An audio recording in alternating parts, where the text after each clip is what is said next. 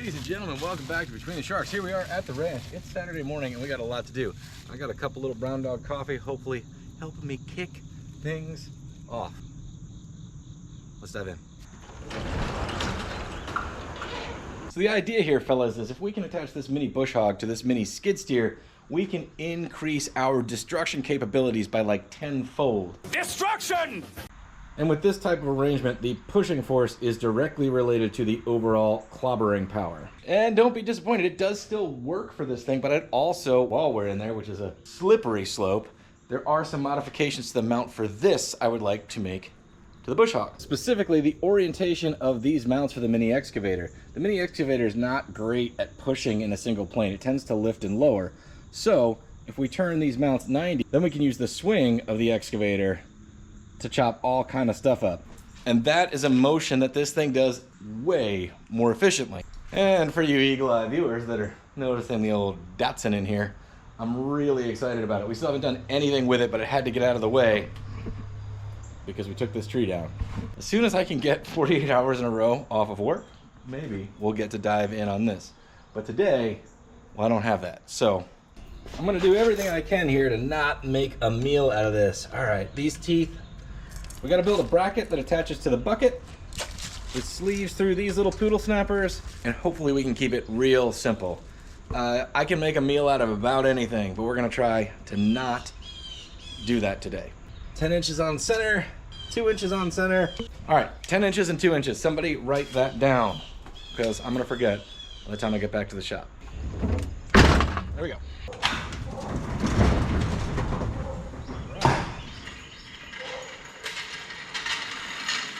Plan is, don't have a plan. So we're gonna go with the Travis W. Redfish approach, which is, it'll work if you let it. So we're gonna go through our inventory and start there, because no sense in engineering a thing that we can't build with stuff on hand, because we're not shopping for this. All right, we got a couple options here, but this one's my favorite because it's just about the right size. So we basically got our center mark, and then we're 10 inches out over here, 10 inches out over here. This morning's going shockingly well, because I found a Sharpie. And it works. Inconceivable. Well, there I was just cooking away, and well, that's just not gonna be right because our bolts are large. Guess we gotta go to plan B, which is this 1/4 inch piece of 4 inch. Just gotta cut off those nubbins. There we go. There we go. Oh, that Sharpie's been murdered. Already thinking, nope, not today. Too early. Considering this is a 4 inch piece, this will be mo better.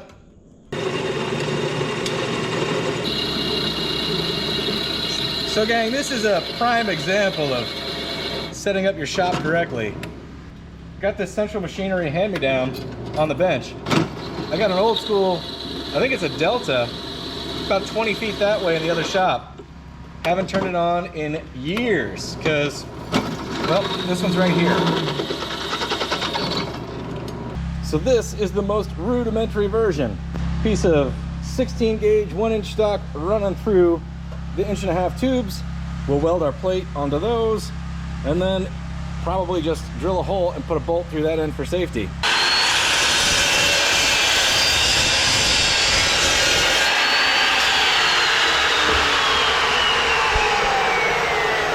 I love this thing. Every time I use it, I just say, man, I love this thing. I'm not sponsored, it just, I've had abrasive saws and the world's cheapest band saws, and the fact that this just works and cuts that easy every time, I'm telling you, it makes fabrication more fun.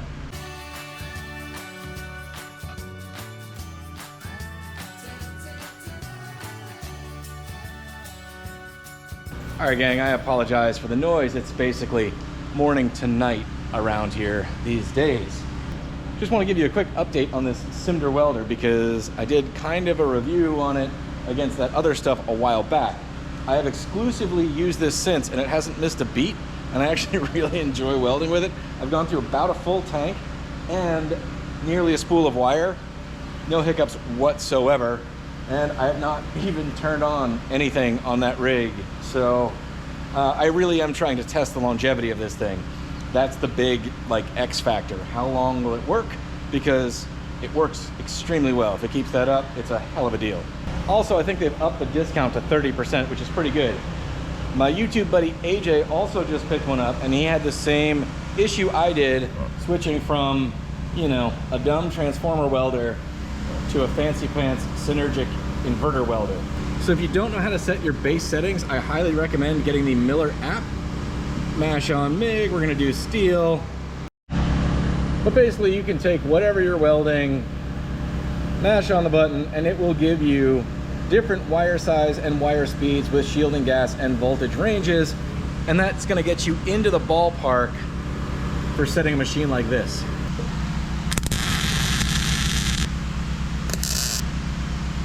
All right, let's see if this works. All right.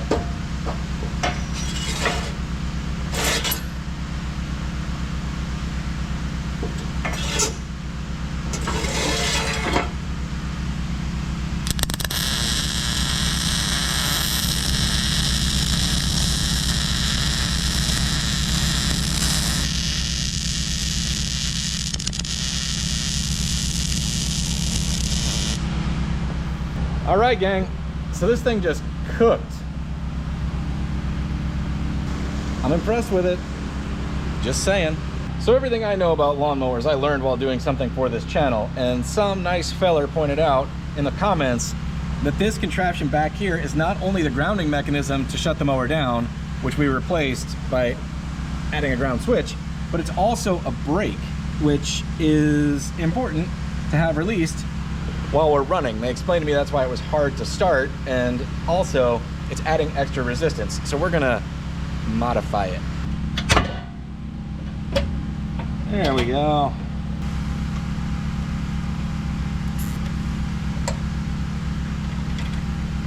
Spare parts. Perfect.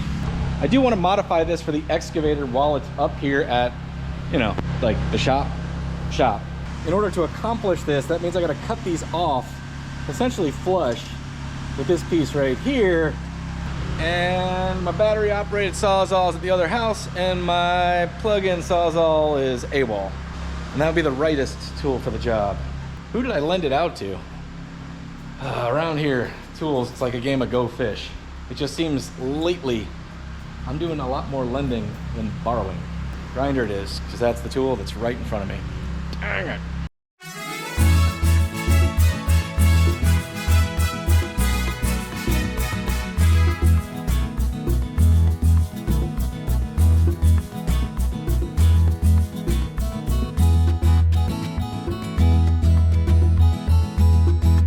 As much as I would love to final weld these on and just call it a day, the unpleasantness of cutting them off is fresh in my mind because I just did it right now. So I'm gonna go ahead and test fit it back at the ranch while we attempt to make this a thing.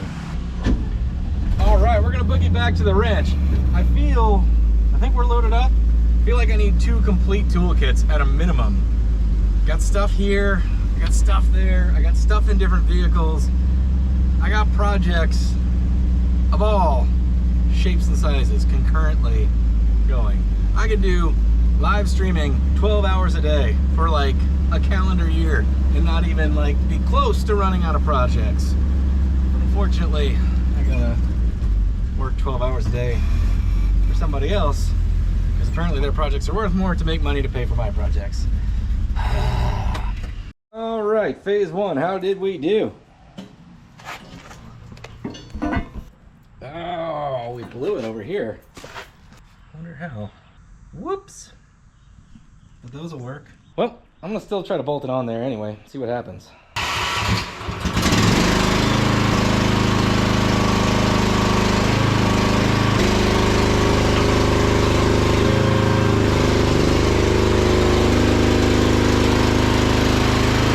You know what? It's gonna be like pulling teeth. Get it? We gotta pull those teeth.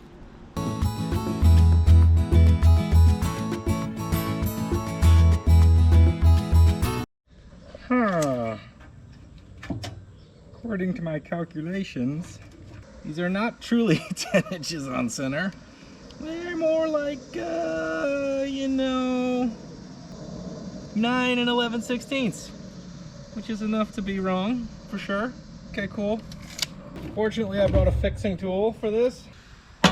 He said convincing himself it was fine. It's fine. Okay. This one on too, I don't know. That doesn't fit, I need this guy. Question is 3 grade 5 bolts good enough to hang on to a twirling death machine? And I think the answer probably is, yeah. For any of you guys that are actually engineers watching this channel, I'm sorry. Perfect.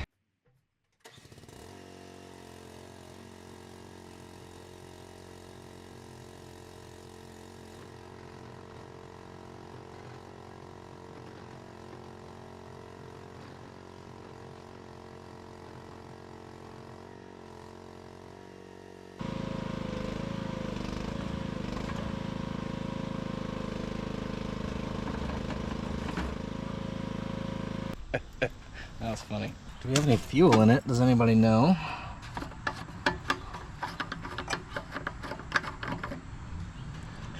Tiny bit. The last thing is I should probably drill some bolt holes to keep this right yonder. Small list. Let's do that.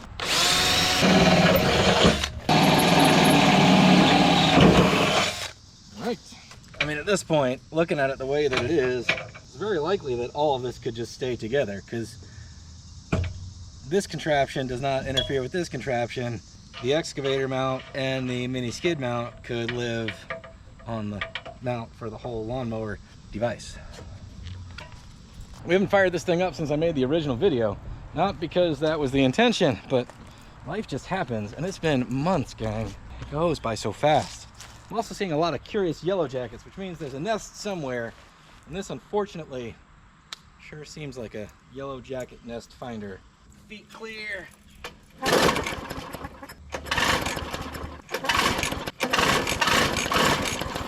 Here we go. I've never bought a can of this stuff, but there's a ton of it laying around here. All right, now we're talking. Come out of your slumber. That's not shooting anything. Maybe that's part of the reason. Why aren't you shooting any fuels? You're full of fuel. We can break that log jam. Yeah, I've got dirt everywhere. It's fine.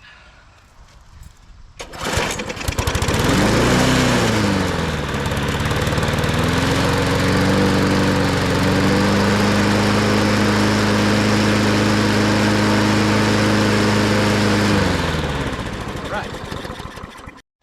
So this is a little bit of the stuff that we got into with this thing on the mini excavator, but the goal with this tool is this small privet type stuff. Once it gets over like an inch and a half, one of my favorite tools is a chainsaw on a stick, and that makes short work of stuff like that. But this little stuff, it just gets beaten around, and so it's too small for a chainsaw, too big for a weed whacker. Let's see what this will do.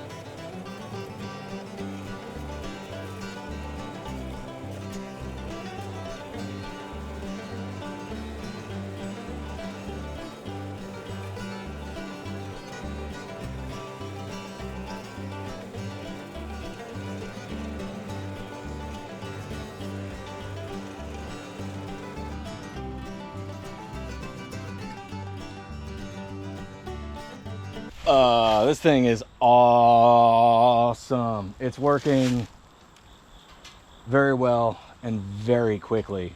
It's really pretty great. It's way more nimble than the excavator, although the excavator will have its place. I can already tell that. I wonder how much we can clear around this building. I mean, there are definitely some thicker pieces in here, but I think that we can get a lot of this and clear out and actually see the backside of this building. I'd love to get a new roof on sooner than later so that we can use it for storage for material while we work on the house, which, you know, projects beget projects, don't they now?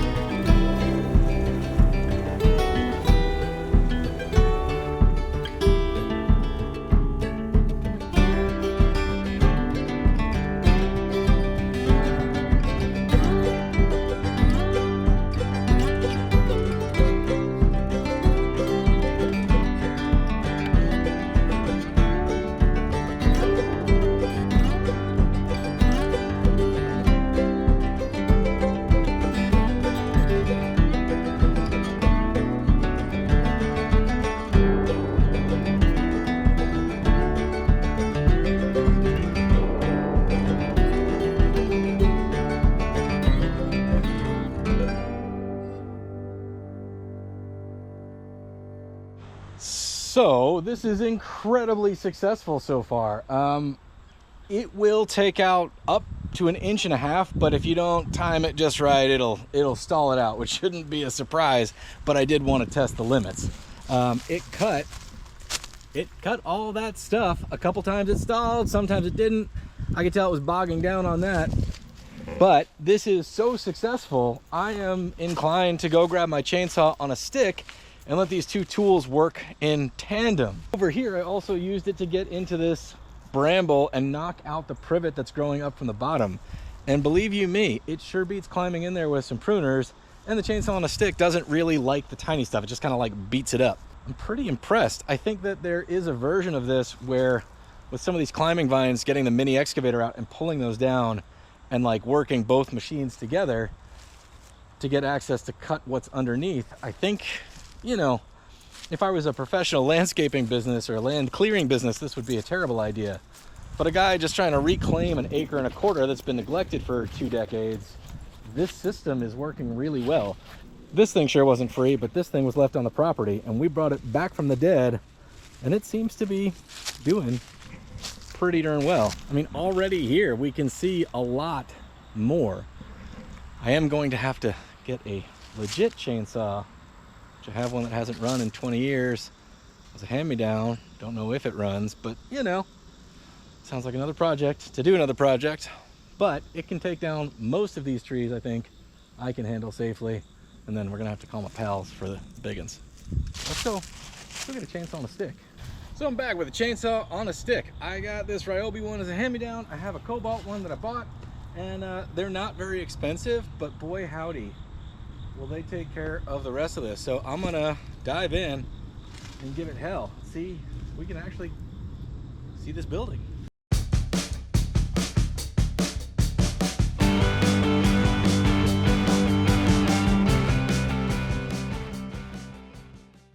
Well, gang, this has been remarkably satisfying. I have really enjoyed this, actually. It's been so successful. The combination of the mini bush hog thing and the chainsaw on a stick is doing major damage. I definitely am excited about fixing the chainsaw, or trying to, and then seeing if I can take down some of these medium-sized trees like this feller here without killing myself or doing a ton of damage to anything.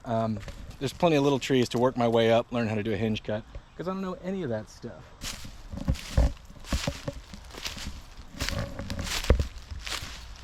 I mean, it's still terrible out here, but it's so much better. So, you know, take that for what it is. Progress around here is indeed progress, and it's getting into legal burning season. So this stuff will dry out for about a week or two, and then we'll be able to clear all of this out. Well, fellers, I couldn't be more pleased with this. As dumb as this may be, it really did work. It helps out. It's not just a novelty. It got into all this small privet, clearing a way for me to use the chainsaw on a stick to clear out the bigger stuff, and we did it in pretty short order.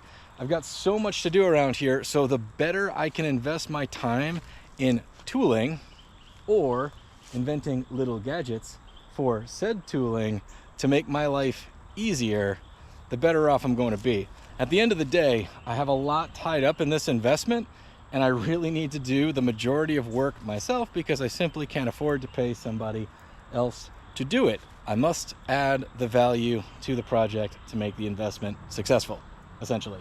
And the more efficient I can make that process, the better. So this is absolutely a winner. So I want to thank you for watching. I really do appreciate it. If you've subscribed already, I really appreciate that. We're sneaking up on 10,000, which is tiny for YouTube, but massive, massive for me and other small channels like me who are trying real hard to make good stuff that you guys like, to grow our channels and sort of turn this into a thing. If you like this kind of stuff, building ridiculous tools to help with basically overgrown yard work, let me know. Put it in the comments. I got a lot to do around here, and we got to pick and choose what we're gonna put on old Vigitape for the Between the Sharks YouTube program. Getting chased by a yellow jacket.